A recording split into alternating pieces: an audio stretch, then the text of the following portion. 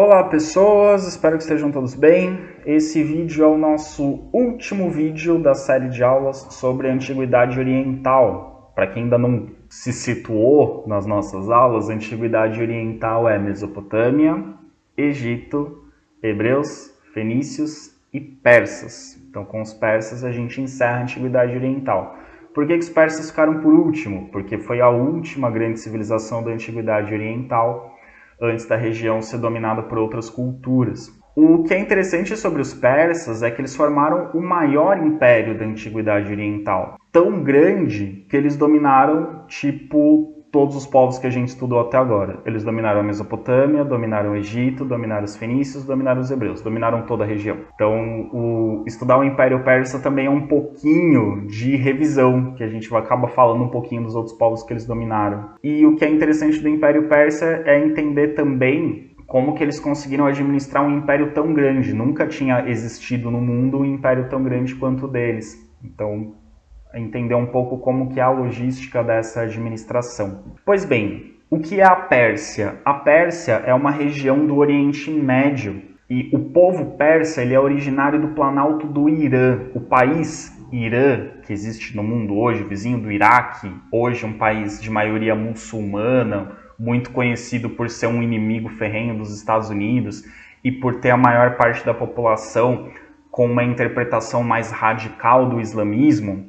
É dessa região que surge o Império Persa. O Irã nada mais é do que a antiga Pérsia. O território do Irã é a antiga Pérsia. Muita gente acha que os iranianos são árabes. Não, os iranianos não têm nada a ver com árabes. Os iranianos são persas. Por acaso, hoje eles têm a mesma religião dos árabes, que é o islamismo, ou a mesma religião de grande parte dos árabes, que é o islamismo, mas é uma outra etnia, é um outro povo. Eles são descendentes dos persas. Inclusive a língua do Irã não é a língua árabe, né? Eles falam uma língua de origem persa. Então é dessa região que surgem os persas. E eles já há muito tempo, já desde de seus primórdios, eles já eram um povo sedentário, diferentemente dos hebreus, que originalmente eram nômades. Os persas já eram sedentários agricultores. Essa região do Planalto do Irã é uma região boa para agricultura, tem um clima mais ameno, um solo ok para agricultura, então era uma civilização de agricultores. Não era uma agricultura tão desenvolvida quanto a da Mesopotâmia, quanto a do Egito, mas era uma região de agricultura. Esse povo persa, ele tem algumas subdivisões. Uma dessas subdivisões do povo persa é formada pelos Aquemênidas. O que eu estou chamando aqui de subdivisões é como se fossem grandes famílias, mais ou menos como as tribos de Israel, mas não são exatamente tribos, é um grupo ali, uma família, digamos. Entre esse grupo dos Aquemênidas, destacou-se um líder chamado Ciro. E esse Ciro, que era um nobre da linhagem dos Aquemênidas, ele começou a realizar uma série de conquistas. Ele iniciou a formação de um império. Então ele inicia um reino persa e esse reino começa a conquistar outras regiões ali em volta do Planalto do Irã. Então em 559 a.C., o Ciro dá início à formação desse império persa. O primeiro lugar que ele domina são outros persas. É uma região vizinha que tinha outros persas que eram de um outro grupo. O Ciro era dos Aquemênidas, esse outro grupo era o grupo dos Medos. Tanto que os gregos chamavam os persas de Medos por causa desses Medos. Enfim, isso a gente vai estudar depois. Então ele primeiro domina os Medos, ele unifica os povos persas. E a partir daí ele começa uma expansão. Ele domina uma região vizinha chamada Lídia. Ele domina cidades gregas da Ásia Menor. A Ásia Menor é o território onde hoje está a Turquia. O país Turquia, ele fica basicamente onde era a Ásia Menor. E ali havia algumas cidades gregas. Já estava começando a se formar a cultura grega nesse período. E ali algumas cidades gregas foram dominadas pelo Ciro. Depois o Ciro domina a Mesopotâmia. É o Ciro que vai derrotar o segundo império babilônico, e é esse Ciro que vai libertar os hebreus, que a gente viu no outro vídeo, né? Então, quando ele expande esse império, ele conquista a Mesopotâmia, liberta os hebreus conseguem voltar para a Palestina, e ele domina também a região da Síria. A região da Síria é ali vizinha da Palestina, então ele domina grande parte ali do Oriente Médio. O sucessor dele, o Cambises, governou de 529 a 522 a.C., ele aumenta ainda mais o império e conquista o Egito. Ele incorpora o Egito ao Império Persa. Então, nesse momento, os persas já dominaram a Mesopotâmia, o Egito Antigo, a região da Palestina, onde viviam os hebreus, e dominaram também a região da Fenícia. Então, todos os povos que a gente estudou até agora foram incorporados pelo Império Persa. E depois Dario, que governou de 521 a 485 a.C., foi o imperador que fez o Império Persa chegar à sua extensão máxima. O Império Persa ele chegou até onde hoje é a Índia. Não dominou a Índia inteira, mas chegou ali na beirada de onde hoje é a Índia. Então, ele formou um vasto império que ia da beira do Mar Mediterrâneo, ali da Ásia Menor, do Egito, até a fronteira com a Índia. Então tinha territórios no continente asiático e no continente africano. Então foi um grande império. Então durante o governo do Dario foi o momento em que o Império Persa alcançou sua extensão máxima e aí se constituiu como o maior império da Antiguidade Oriental, né, dessa região. Depois vai ter o Império Romano, que vai ser maior, mas aí já é a Antiguidade Ocidental, e vai ter um império na China, que vai ser maior, mas aí já é Extremo Oriente, já é um outro contexto. Pois bem, esse mapa aqui mostra o desenvolvimento do Império Persa. Aqui essa mancha rosa um pouco mais escura é o Planalto do Irã, região de origem dos persas, né, dos Aquemênidas mais propriamente, e aí eles vão expandir até dominar tudo isso que está em rosa. Ó. Então eles dominam a região da Síria, aqui a Mesopotâmia, os rios Tigre e Eufrates, dominam a Palestina, onde viviam os hebreus, onde viviam os fenícios, dominam o Egito, e o império vem até essa região aqui, ó. Essa é a região do rio Indo. O rio Indo é um rio importante, onde surgiram as primeiras civilizações da Índia. Então ele é um rio extremamente importante e o Império Persa chegou até o rio Indo, foi um pouco mais ao norte. Essa região que eu estou circulando agora, que é a atual Turquia, é a Ásia Menor. E vocês podem reparar que tem um pedacinho aqui da Europa, ó, que foi dominado por eles. Então o Império Persa se tornou um imenso império, um império muito grande, que dominou todos os principais povos da Antiguidade Oriental. Pelo menos os que a gente estudou. Ele não chegou na Índia a dominar os povos da Índia, só um pedacinho aqui do rio Indo. Não chegou até a China, que era uma outra civilização importante, que a gente não vai chegar a estudar, mas só para vocês saberem, além dessas que a gente estudou, a Índia e a China também tiveram importantes civilizações na Antiguidade. Pois bem, como que esse imenso império era administrado? O Dario foi quem criou um sistema de administração desse império, um sistema extremamente eficiente que outros impérios depois vão copiar. Primeiro, uma decisão muito interessante que ele tomou é que o Império Persa não tinha uma capital fixa. Tinha várias cidades pelo império que serviam como capital. Então o imperador ia mudando de cidade, ia mudando de capital de vez em quando, para ele estar sempre perto das diferentes regiões do império, para as regiões não se sentirem muito isoladas. Então ele ia constantemente, trocava, levava toda a sua corte, toda a sua administração para regiões diferentes do império, para ele ficar mais próximo das regiões que ele governava. Então o rei, a sua corte, que são todos os funcionários que o acompanham, seus ministros, enfim, as pessoas que o ajudam, e os seus soldados estavam em constante movimento. E os palácios persas, que serviam como capitais, ficavam nas cidades de Susa, Babilônia, que foi capital de dois impérios da Mesopotâmia, era uma das capitais do Império Persa, Persépolis, Ecbátana e Passárgada eram as capitais por onde ele circulava. Além dessa mobilidade do próprio imperador, o império era muito grande, ele não conseguia estar em todos os lugares ao mesmo tempo. E ele não conseguia, e era muito complicado que a administração de todo o império fosse centralizada nele, que todas as decisões tivessem que passar por ele. Então ele dividiu o império em províncias. Essas províncias persas eram chamadas de satrapias. Então satrapia é uma região administrativa. É como se fosse um estado do Brasil hoje. Eram as satrapias, eram as províncias, as regiões administrativas. E cada satrapia tinha um governador chamado sátrapa. Então o sátrapa era um governador nomeado pelo imperador que tinha muita autoridade e autonomia. Então ele podia tomar as decisões por conta própria. Ele não precisava ficar o tempo todo perguntando para o imperador o que era para ser feito. Ele podia sozinho tomar as decisões e administrar. Isso fazia a administração ser mais eficiente, porque não tinha que ir a mensagem até o imperador e vir do imperador de volta para a satrapia. O sátrapa ia lá e tomava as decisões. Porém, o sátrapa não podia fazer as coisas da cabeça dele. Ele tinha que seguir mais ou menos as orientações do imperador. Ele tinha que seguir mais ou menos as orientações, as recomendações que vinham da administração central. Para que o imperador garantisse que os sátrapas iam tomar as decisões segundo a vontade do imperador, ele tinha um grupo de funcionários que eram conhecidos como olhos e ouvidos do rei. Esses funcionários viajavam por todo o império vendo o que os sátrapas estavam fazendo. Eles fiscalizavam as ações dos sátrapas e comunicavam constantemente ao imperador o que estava acontecendo.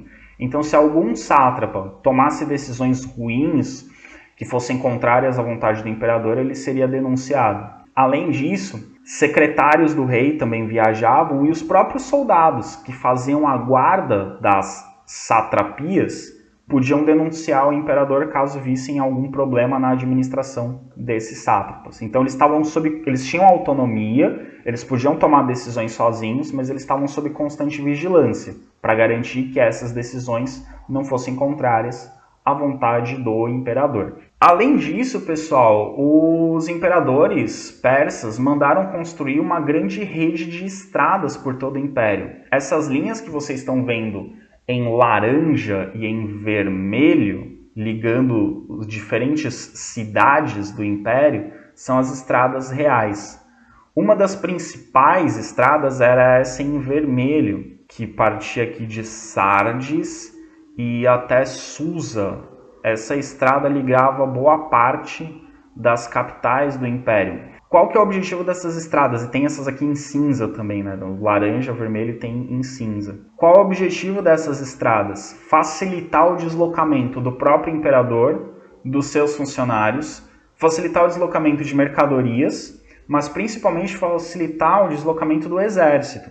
Se houvesse uma revolta, o exército conseguiria se deslocar rapidamente para qualquer ponto do império para conter essa revolta. Então essas estradas serviam para o comércio, serviam para a administração, mas também serviam para o controle que o imperador precisava ter e para a segurança do império, para evitar revoltas. Então essas estradas tinham todas essas características e toda essa importância. O que era o imperador no Império Persa? O imperador era alguém com autoridade absoluta. Então, todas as decisões dele eram definitivas. Ninguém podia questionar, ninguém podia apelar, ninguém podia recorrer.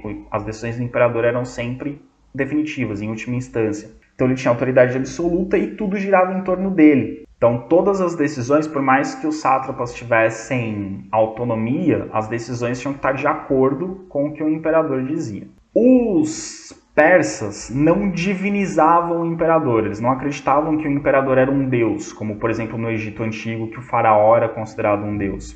Mas o imperador era identificado com o deus do bem, que na religião persa o deus do bem era o Ahura Mazda. Então eles achavam que o imperador era uma espécie de um representante desse deus, que ele seguia a vontade desse deus do bem, o Ahura Mazda. Daqui a pouco a gente vai falar sobre a religião persa, que ela é bem interessante também. Mas, então, o imperador não era sagrado, não era uma divindade, mas ele tinha uma autoridade religiosa na medida em que eles acreditavam que ele seguia os desígnios desse Deus. O imperador também era responsável por administrar a justiça, então era ele que julgava. Em última instância, se alguém fosse julgado no império e discordasse da decisão do juiz, poderia recorrer ao imperador. Então o imperador também era a última instância da justiça. E como eles acreditavam que o imperador era identificado com o deus do bem, com Ahura Mazda, eles acreditavam que tudo que o imperador dizia estava de acordo com a vontade desse deus. Então desobedecer ao imperador era uma ofensa à divindade.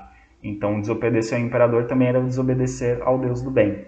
Por isso as pessoas evitavam desobedecer ao imperador, para não estar desobedecendo, questionando, desagradando o próprio Deus. Aqui, pessoal, uma fonte histórica, né? Essa imagem ao fundo é um túmulo, né, de imperador, o túmulo do Dario I. Os imperadores persas não faziam pirâmides, mas eles fizeram alguns túmulos enormes e grandiosos, mas escavados em rochas. Então alguns imperadores tiveram túmulos monumentais, como foi o caso do Dario I. E no túmulo do Dario I está escrito o seguinte: isso era o ideal de todo imperador. Se eles seguiam isso ou não, é outra história, mas isso era o ideal do imperador. Como eles acreditavam que eram identificados com o Deus do bem, eles tinham que seguir os desígnios desse Deus do bem. Então Dario I mandou escrever no seu túmulo o seguinte: amei a justiça e detestei a mentira. Não quis fazer injustiça à viúva e ao órfão. Puni o desonesto, recompensei o que cultivava o campo. Então ele está dizendo o seguinte: eu me identifiquei com a justiça, procurei fazer tudo o que era certo e fui contra a mentira. Então eu procurei governar segundo a verdade.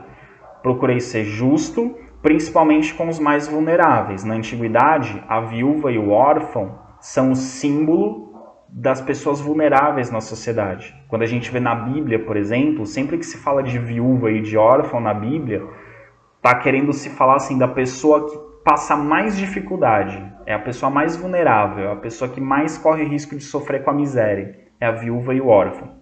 Então isso nas culturas da antiguidade de um modo geral. Então, não quis fazer injustiça à viúva e ao órfão, quer dizer, eu tentei proteger essas pessoas que são as mais vulneráveis. Puni o desonesto, recompensei o que cultivava o campo. Então, ele tá no túmulo dele, ele quis dizer o seguinte: ó, minha vida foi para fazer o bem, governar bem e fazer o bem para as pessoas. Tentei fazer isso, eu tentei fazer o melhor, cumprindo os desígnios de Ahura Mazda, do Deus do bem. Todos os imperadores persas seguiam isso? Talvez não, mas isso era o ideal, isso era o que, pelo menos no discurso, era o que eles tentavam fazer. Pois bem, eu falei do Ahura Mazda, que é esse Deus do bem, ele está relacionado ao zoroastrismo. O que é o zoroastrismo? O zoroastrismo é uma religião de origem persa, é uma religião originária. Não era a única religião que existia na região, havia também pessoas que seguiam religiões politeístas, mas o zoroastrismo é uma religião que surgiu na Pérsia, monoteísta, mas é um monoteísmo um pouco diferente do que a gente vê no judaísmo, no cristianismo e no islamismo. No judaísmo, no cristianismo e no islamismo, você tem Deus, um único Deus. E esse Deus é perfeito, ele é fonte de todo bem, criador de todas as coisas, tudo de bom que existe vem desse Deus. Não existe, ao contrário do que muita gente pensa, não existe no judaísmo, no islamismo e no cristianismo o oposto de Deus. Aí vocês devem estar se perguntando, mas não tem o demônio? O demônio não é o oposto de Deus. O demônio é uma criatura que desafia o poder de Deus. Mas ele não é um Deus invertido. Ele é muito menor que Deus. No cristianismo, no judaísmo e no islamismo, a figura do demônio, ou dos demônios, são anjos que se revoltaram contra Deus. Mas eles são infinitamente menos poderosos do que Deus. Então eles não têm, os demônios, eles não têm a capacidade de obrigar as pessoas a fazerem o mal. Eles só têm a capacidade de dar ideia, de chegar para a pessoa e falar: faz isso aqui de errado. Então, que o cristianismo chama de tentação. É convidar a pessoa para fazer coisas erradas. Mas a pessoa tem autonomia para decidir fazer uma coisa errada ou não, né? Então, o demônio ele não tem poder para interferir a ponto de obrigar a pessoa a fazer algo. Ele pode convencer, ele pode argumentar, ele pode colocar tentações, mas ele tem muito menos poder do que Deus. No zoroastrismo, existem duas forças no mundo com o mesmo poder, que são o bem e o mal. E o zoroastrismo acredita que o deus do bem, o Ahura Mazda, está em constante luta contra o mal, que é Ahriman.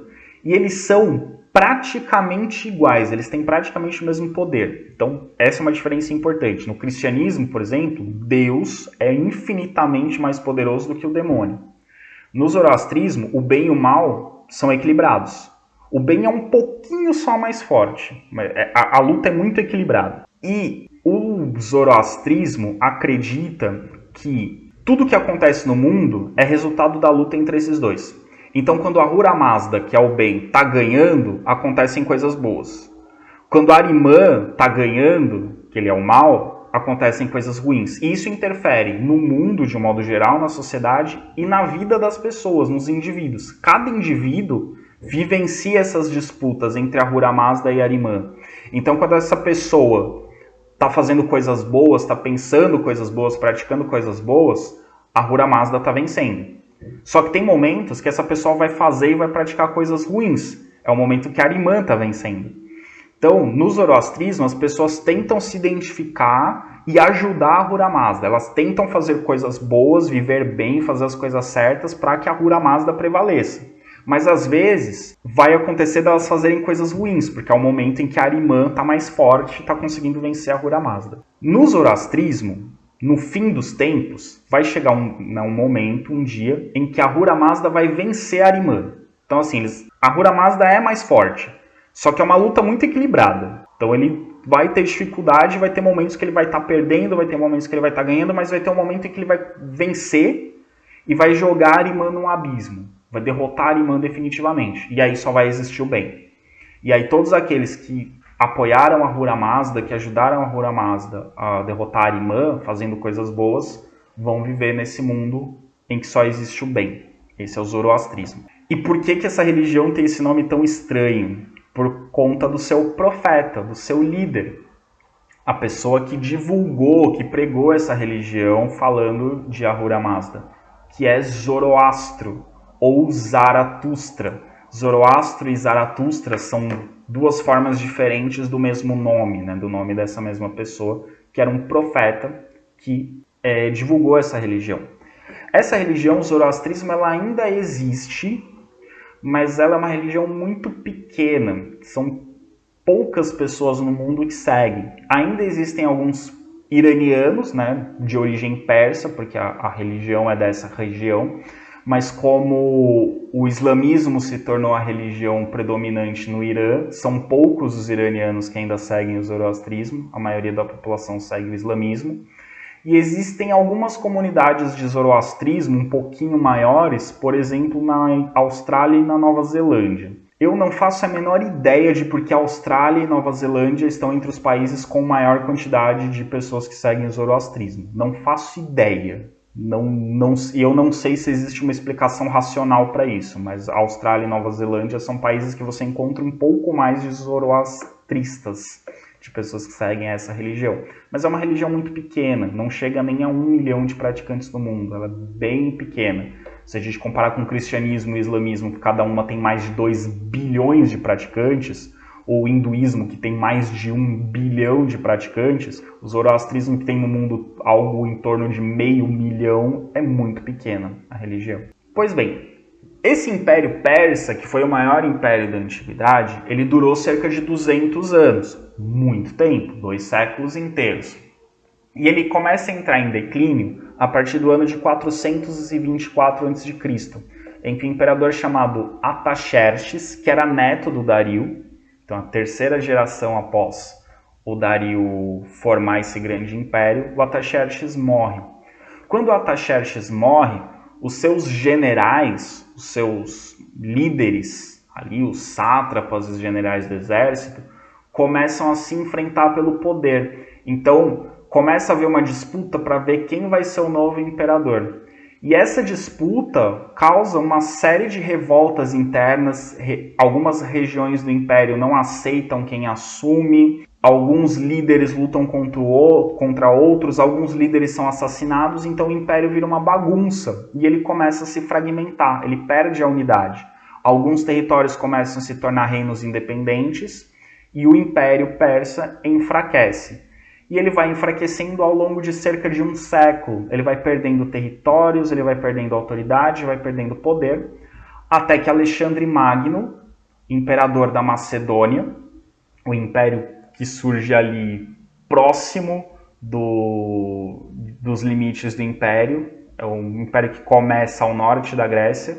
Esse império vai crescer, começar a dominar muita coisa, até que chega em 330 a região que pertencia ao Império Persa, e todos os territórios, ou a maior parte dos territórios que pertenciam ao Império Persa, vão ser dominados pelo Império Macedônico de Alexandre Magno. Quando a gente estuda a Grécia, a gente encerra a Grécia Antiga falando do Alexandre Magno, por isso que eu não vou dar mais detalhes sobre ele agora, mas vocês precisam saber que o Império Persa termina quando Alexandre Magno domina os persas. E é muito interessante, eu provavelmente vou falar disso de novo na aula do Alexandre Magno, mas até hoje no Irã, que é a região dos persas, o Alexandre Magno é uma lenda, mas ele é uma lenda negativa.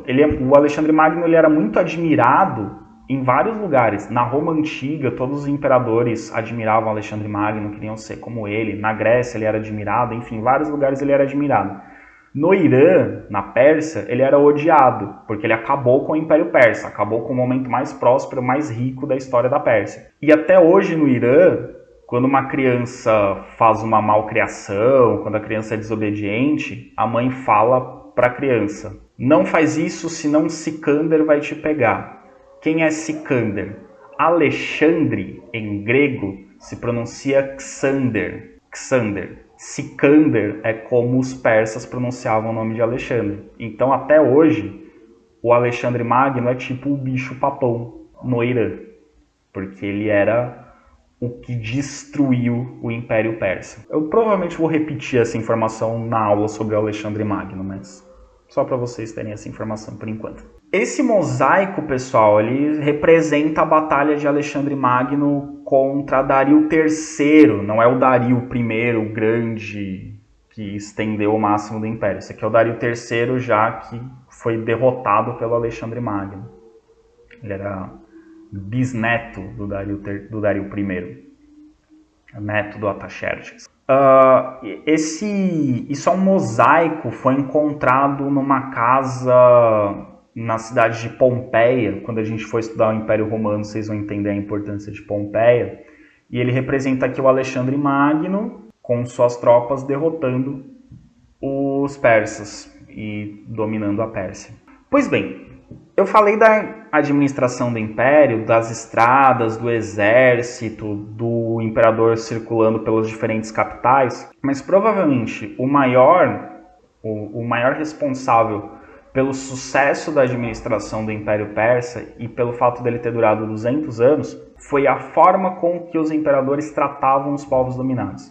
A gente viu, por exemplo, na Mesopotâmia, alguns povos eram absolutamente violentos e sanguinários com os povos dominados. Né? No Egito, o faraó mandou escravizar os hebreus. Né? Enfim, diferentes povos na antiguidade às vezes tratavam os inimigos, tratavam os povos conquistados com muita violência. O Império Persa não. Desde Ciro, os persas têm uma política de interferir pouco nos negócios e no cotidiano dos povos conquistados. É isso que explica, por exemplo, o fato de Ciro, quando chegou na Babilônia, viu os hebreus sendo escravizados e falou: tá, vocês não são daqui, voltam para casa de vocês lá na Palestina e vivam a vida de vocês. Eu não quero vocês escravos aqui. Eu quero vocês lá na Palestina, adorando o Deus de vocês, cuidando das suas ovelhas, que eu sei que vocês são pastores, e vivam felizes lá. O que vocês produzirem lá de agricultura e de pecuária, vocês pagam para mim em forma de impostos, mas eu não quero vocês como escravos. Então Ciro iniciou isso e os imperadores persas depois dele mantiveram. Então eles permitiam, por exemplo, que os povos mantivessem sua religião. Então os egípcios continuaram com os deuses egípcios. Na Babilônia eles continuaram seguindo as religiões da Babilônia, enfim, na Mesopotâmia ali, com os zigurates, os deuses. Os fenícios continuaram adorando seus deuses fenícios. Os hebreus continuaram adorando seu único Deus. Eles não interferiam na religião e também não interferiam nos costumes. Eles não obrigavam o povo conquistado a aprender a língua persa, eles não obrigavam o povo dominado a seguir os costumes, a religião persa. Não, eles deixavam o povo vivendo sua vida. Inclusive, muitos sátrapas eram escolhidos a partir dos povos dominados. Então, às vezes, um sátrapa de uma determinada região, ele não era enviado da Pérsia para governar aquela região. Ele era escolhido entre os líderes locais. Né? Entre os hebreus, era o rei dos hebreus que governava a região. Então, ele tinha essa política, digamos, de boa vizinhança com os povos dominados. Isso evitava que eles se revoltassem. Então, o Ciro, né, o exemplo que eu dei, ele libertou os judeus da Babilônia. Então, os judeus, na Bíblia, eles falam mal dos egípcios, que escravizaram eles, falam mal do Segundo Império Babilônico, que escravizou eles, falam mal dos fenícios, que adoravam deuses falsos, mas falam bem dos persas. Os persas eram diferentes, os persas adoravam outros deuses, mas os persas são legais na Bíblia. Os persas não são do mal, os persas são bonzinhos. Então, os persas não são muito criticados pelos hebreus na Bíblia. No Egito, o Cambises fez uma coisa que conquistou os egípcios logo de cara. Quando ele invadiu o Egito, ele não chegou destruindo templos e matando gente e prendendo sacerdotes. Quando ele chegou no Egito, ele homenageou os deuses egípcios. Ele fez reverência aos deuses egípcios. Ele adorou os deuses egípcios, como se reconhecendo esses deuses egípcios como verdadeiros. Os egípcios, que a gente estudou, que eram muito religiosos, quando viram o Cambises reverenciando seus deuses, falaram, esse cara é gente boa, esse cara é do bem, vai ser legal ser governado por ele. Então, ele conquistou os egípcios. E além disso, ele manteve os nobres egípcios nos cargos do governo e nos cargos religiosos. Os sacerdotes egípcios continuaram sendo sacerdotes, governando os templos. Os governadores egípcios, que eram nomeados pelo faraó, foram mantidos nos cargos. Então a administração egípcia manteve-se igual, ele não alterou nada. A única coisa que ele disse foi, agora, ao invés de obedecer ao faraó, vocês vão obedecer a mim. Mas o resto, o dia a dia de vocês, a produção, a organização, tudo mantém igual. Com isso ele conseguiu o apoio dos egípcios. Então, a única coisa, ou as duas únicas coisas que os imperadores persas exigiam era obediência, né, lealdade, e pagamento de impostos, pagamento de tributos. As riquezas geradas por cada região, uma parte tinha que ser enviada para o imperador persa. Isso fez com que houvesse poucas revoltas. E as revoltas que existiram no Império Persa foram sufocadas rapidamente, porque não eram revoltas muito grandes.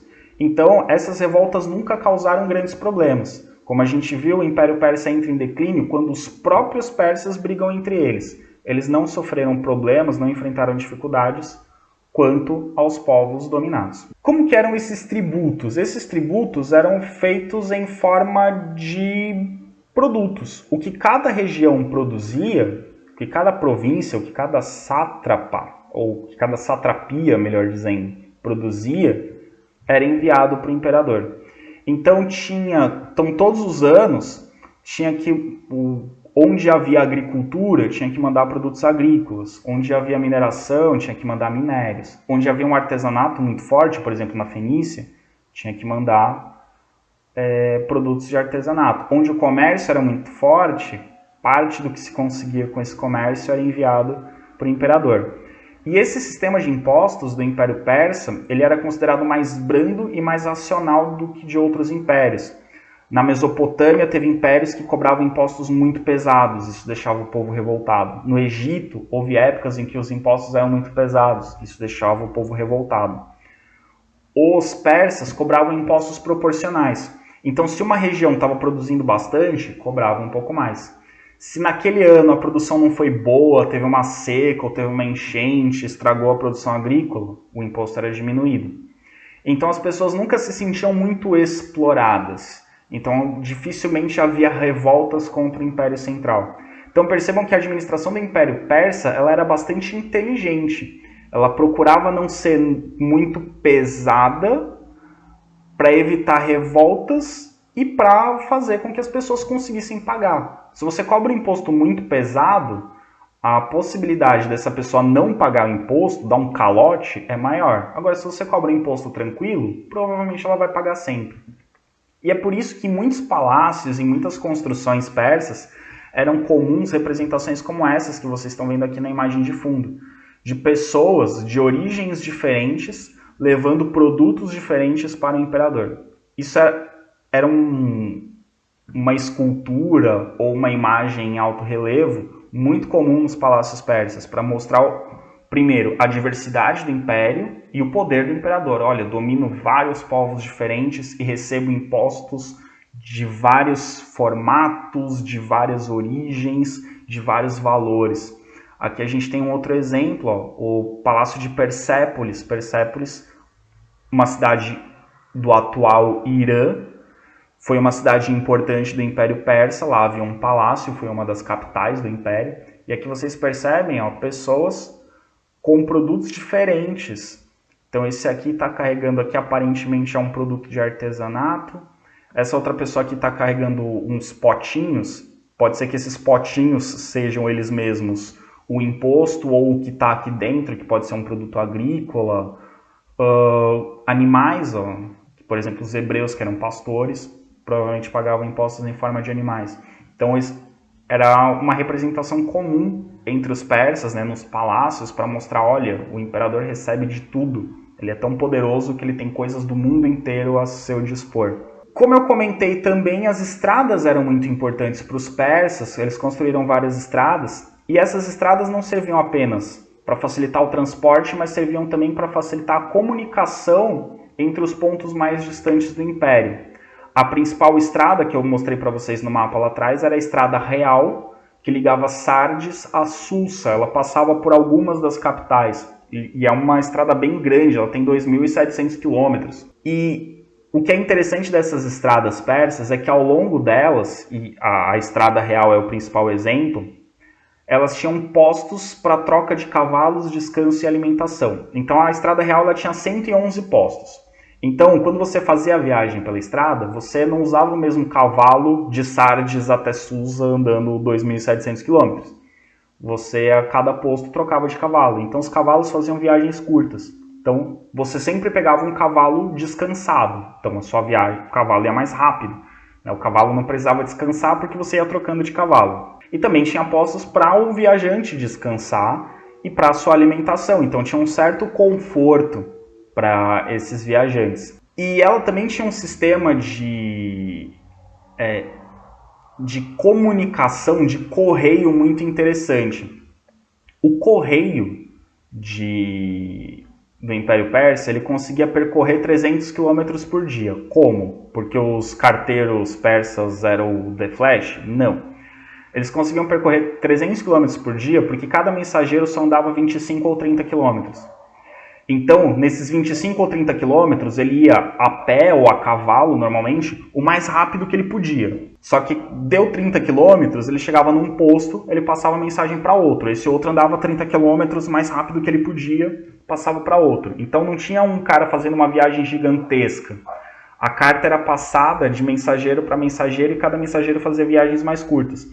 Isso fazia, permitia que esses 300 quilômetros fossem percorridos em apenas um dia. Então a mensagem chegava muito rápido ao destinatário. E essa distância aí da Estrada Real de 2.700 quilômetros é uma distância muito grande. E com esses postos, essas estradas, um viajante podia percorrer essa distância em 100 dias. O que para a época era muito, muito rápido.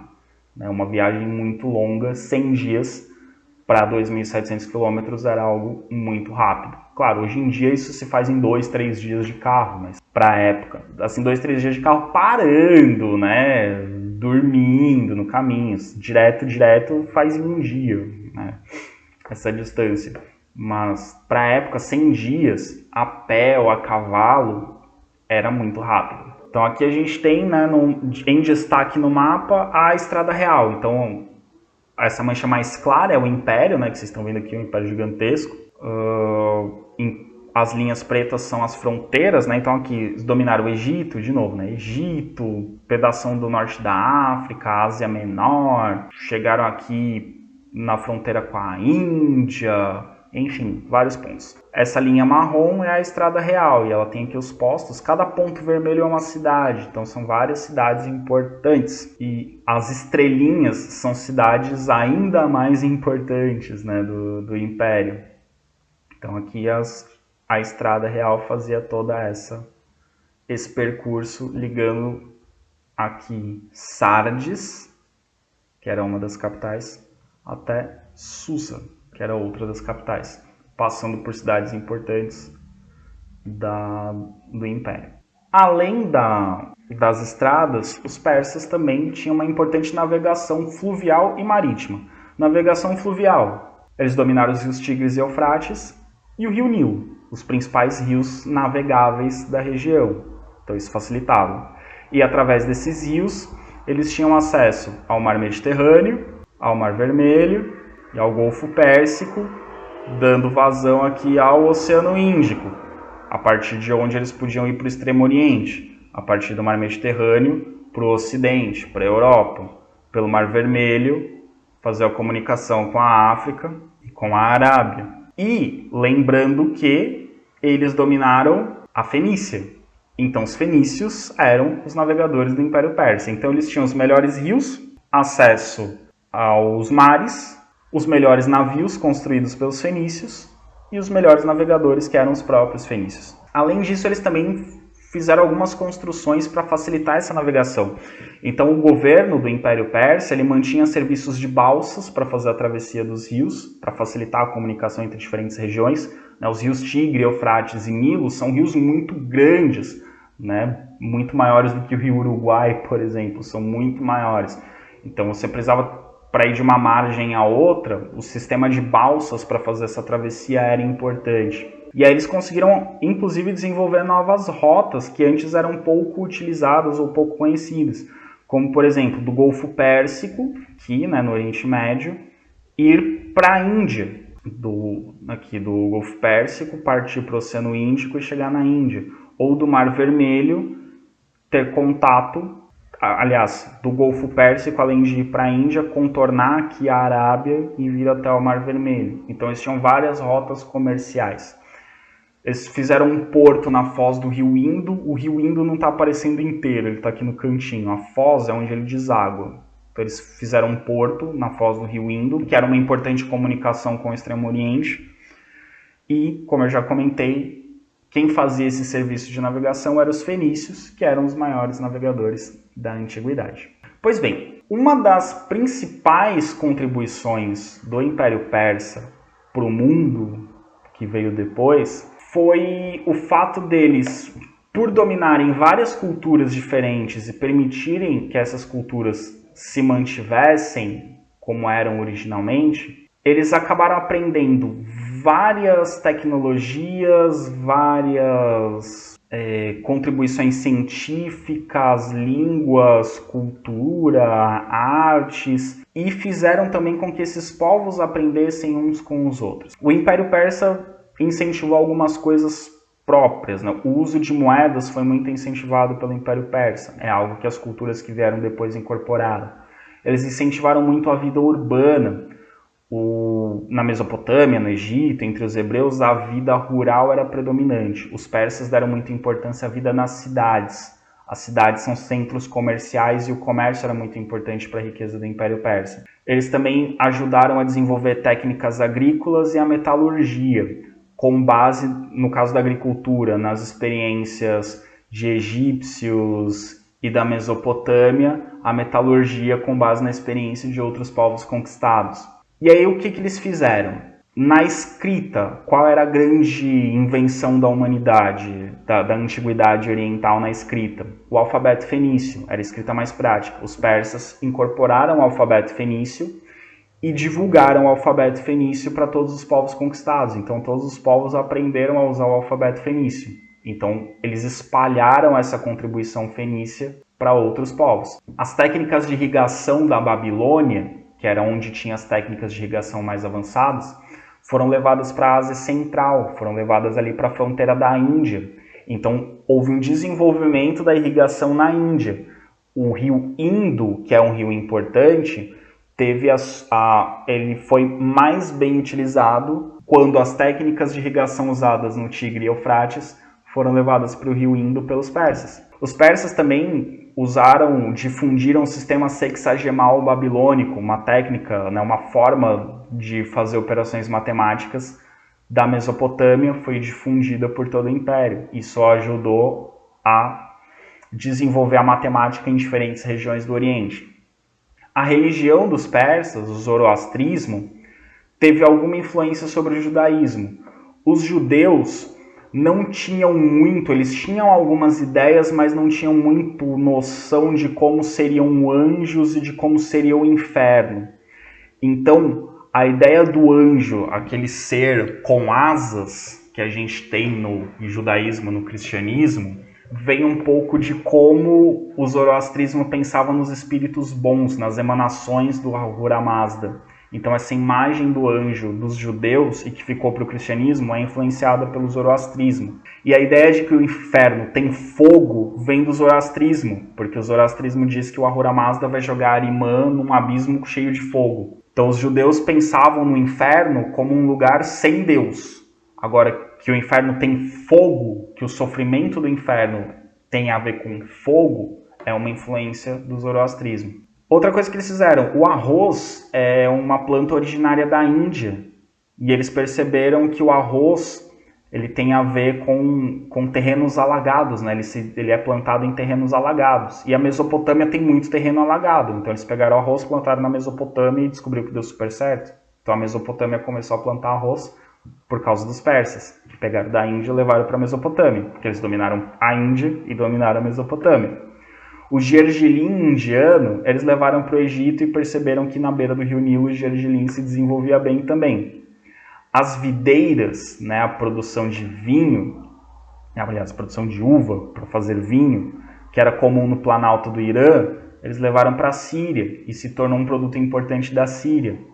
Pombos e pavões, que são aves que tinham várias utilizações na Ásia, eles introduziram na Europa e se adaptaram bem na Europa. E a galinha, originária da Índia, foi levada para o Oriente Médio, onde ela não existia e passou a ser muito utilizada também.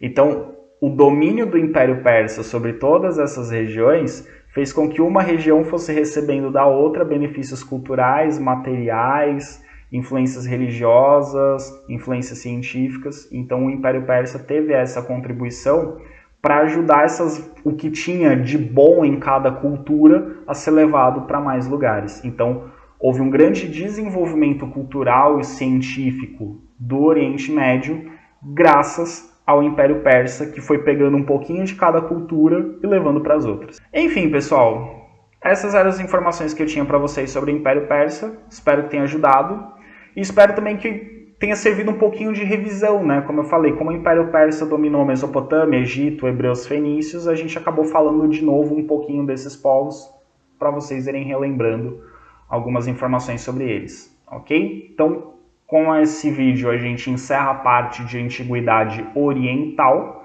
e na sequência a gente vai começar a parte de Antiguidade Ocidental ou Antiguidade Clássica, em que a gente vai começar uma série de vídeos falando sobre a Grécia Antiga, ok? Até mais então, gente. Vejo vocês no próximo vídeo.